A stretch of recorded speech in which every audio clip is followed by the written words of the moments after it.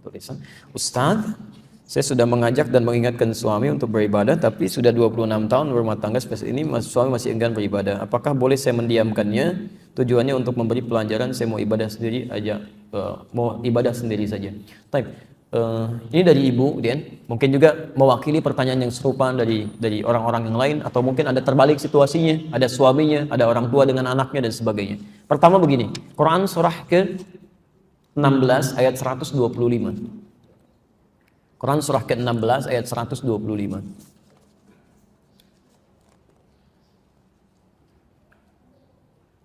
Kemudian Quran surah ke-9 ayat 103. Quran surah 9 ayat 103. Jadi kalau ada orang-orang yang masih sulit mendekat kepada Allah, bagaimana cara mengajak dia gitu kan? Baik. Sudah? Kita mulai dari Quran surah ke-16 ayat 125. Perhatikan kalimat Qurannya ya.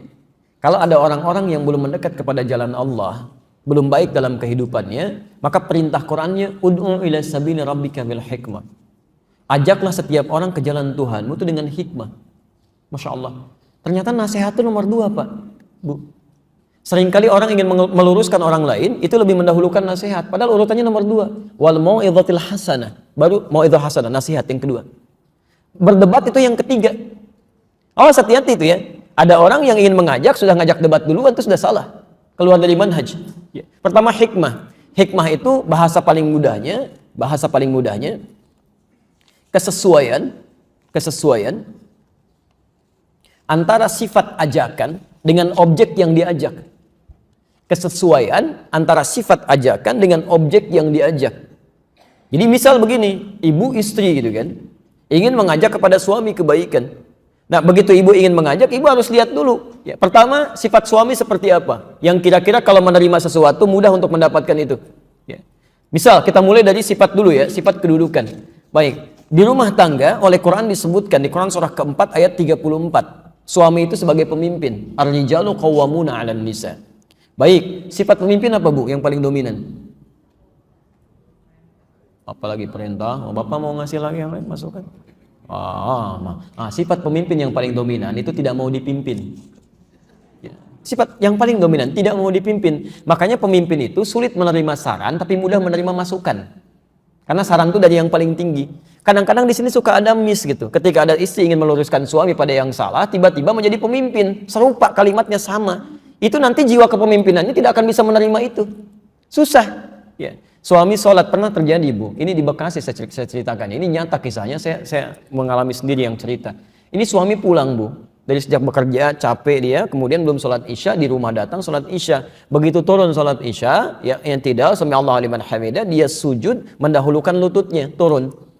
Istri melihat itu, begitu setelah salam, istrinya langsung tanpa tanya macam-macam, papa sholatnya tadi nggak sesuai sunnah. Ya, langsung pada posisi yang di atas gitu kan, tidak bertanya, tidak masuk dalam hal tertentu dulu. Dia masuk dengan posisi langsung ingin meluruskan. Papa sholat tidak sesuai sunnah. Kenapa mah? Harusnya pakai telapak tangan dulu, bukan pakai lutut dulu. Langsung suaminya tidak akan menurunkan tensi kepemimpinannya. Maka dia jawab, mama yang tidak baca hadisnya. Masya Allah. Padahal Pak, Ibu ya, besoknya cerita pada saya sendiri, langsung saya dengar. Dua-duanya nggak baca itu. Satu belajar pada Ustadz A, satu belajar pada Ustadz B. Tapi persoalan itu menjadikan keduanya tidak tegur sapa semalaman. Cuman gara-gara turun tuh. Bagaimana setan bisa masuk ke situ? Padahal dua-duanya ada di kitab hadis yang sama. Di Abu Daud yang pakai lutut nomor hadis 838 dari Wa'il bin Hujur, yang pakai telapak tangan dari Abu Hurairah nomor hadis 840 sampai 841. Cuman beda 2 nomor Bu. Yang satu sebelah kanan paling bawah, yang satu sebelah paling atas sebelah kiri. Dan dua-duanya sahih gitu. Sahih. Ibnul Qayyim al-Jauziyah memilih menggunakan lututnya, menulis sifat sholat Nabi. Begitu orang-orang memilih menggunakan itu, diduga orang nanti lupa dengan menggunakan telapak tangan. Syekh Muhammad Nasiruddin Al-Albani menulis sifat sholat Nabi kemudian hari, mempopulerkan dengan telapak tangan. Anda yang baca dari Syekh Muhammad Nasiruddin Al-Albani pasti pakai telapak tangan tuh. Tapi yang menggunakan Ibnul Qayyim al-Jauziyah memilih dengan lutut. Dua-duanya benar. Mau pakai lutut, mau pakai telapak tangan, sah keduanya. Yang salah yang pakai kepala duluan tuh. Ya. Agak rame gitu. Ya, jadi yang pertama, Anda masuk lewat hikmah. Kalau susah, nah kalimat hikmah pertama, ini yang langsung dimunculkan di Quran. Jadi orang-orang yang sulit, yang keras, jangan pakai lisan dulu. Di antara makna hikmah salah satunya doa. Berdoa dulu. Berdoa. Masih ingat kan Firaun? Ya, kisahnya dengan Musa. Begitu Musa mau berdakwah kepada Fir'aun, Fir'aun tuh luar biasa Pak, bukan cuma menyebalkan Pak, jahat kadang-kadang kalimatnya. Anda rambutnya tidak menyenangkan nih, kalau bahasa Fir'aun, itu rambut gak bagus banget tuh, saya bosan lihatnya, tolong pisahkan kepala dari badannya. Langsung kepalanya potong aja gitu. Itu Fir'aun tuh, makanya kalau maaf menerima kata-kata seperti itu Nabi Musa bisa cepat marah kalau nggak lapang hatinya. Kalau sudah Nabi misalnya tidak lapang hati berdoa kepada Allah, ya Allah ini manusia menyebalkan banget, wafatkannya saat ini, bisa meninggal. Cuma tidak ada hikmah dakwah bagi kita. Maka itu sebelum datang kepada Fir'aun, Nabi Musa berdoa. Lihat kalimatnya, Rabbi syrahli wa yassirli wahlul 'uqdatam min lisani yafqahu qawli. Maka mulai dengan doa Anda bangkit malam kan? Ibu bangun, tahajud, sholat, mohon ya Allah, Engkau titipkan suami kepada saya bukan kepada yang lain ya Allah.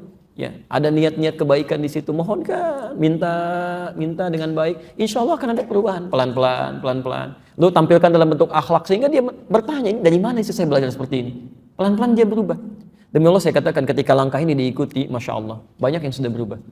Saya mulai dari tinggal dulu di Lebak Bulus, dulu mengasuh pesantren Al-Hikmah, saya pernah kisahkan juga ini. Ada seorang ibu mengadukan anaknya, susah sholat dan sebagainya. Datang sambil sendu gitu kan. Saya bilang, sudah diingatkan? Sudah. Gak usah diingatkan lagi. Sekarang ibu pulang, nanti malam coba bangun tahajud di kamar anaknya, sampingnya sholat. Minta sama Allah setelah sholat. Mohonkan dengan khusyuk, tapi yang ikhlas. Setelah 3 hari coba saya ingin tanya seperti apa hasilnya. 3 hari kemudian singkatnya datang. Dari jauh sudah suaranya kencang sekali. Santri sampai keluar itu. Ustaz, bawa nasi uduk saat itu. Saya masih ingat. Datang. Anak saya sudah sholat itu ya. Bagaimana bisa? Masya Allah ternyata malam ketiga itu anaknya langsung bangkit dipeluk ibunya menangis. Maafkan saya ma katanya. Saya lihat mama malam-malam gitu kan. Saya ngintip, saya lihat mama menangis. Saya minta maaf, bukan saya nggak mau sholat. Tapi dulu kan papa juga nggak sholat. Mama sibuk gitu kan. Untuk apa saya juga sholat? Jadi berpikirnya sudah ke situ. Sekarang saya berjanji insya Allah saya akan memulai. Tapi bagaimana caranya?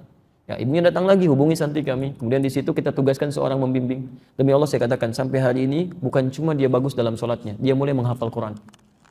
Hafal Quran, sekarang sudah menghafal. Nah itu banyak terjadi.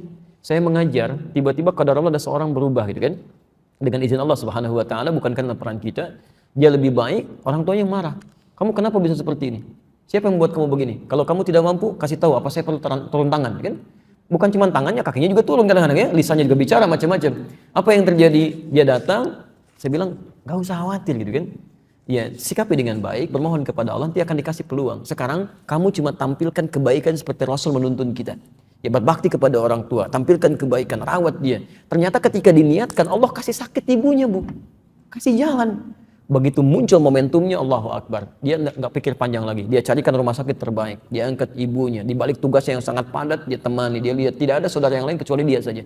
Sampai ibunya bertanya, kamu dari mana sikap semua ini? Diajarkan. Ini yang saya pelajari semua ini. Dari situ apa yang terjadi? Setelah keluar dari rumah sakit, ibunya, bapaknya, istrinya, anaknya, cucunya datang semua. Kemudian kita mulai makan sama-sama, ngobrol ringan. Masya Allah, enak. Sampai sekarang, keluarganya nikmat gitu. Jadi, Anda tidak ditugas untuk merubah orang. Tidak ditugaskan oleh Allah untuk merubah orang. Tapi ditugaskan untuk berikhtiar supaya dapat pahala di situ. Mungkin ibu dititipkan oleh Allah, suami selama ini, supaya pahala ibu tidak mencari keluar. Ada di situ. Anda diberikan pahala di dalam rumah, orang lain mencari keluar rumah. Ada pahala banyak didapatkan di situ. Maka bersabarlah dengan berdoa, pelan-pelan kemudian bermohon kepada Allah, kecuali maaf ketika sudah mulai mengarahkan pada maksiat. Kalau sudah seperti itu ada langkah lain yang harus ditempuh. Jelas ya?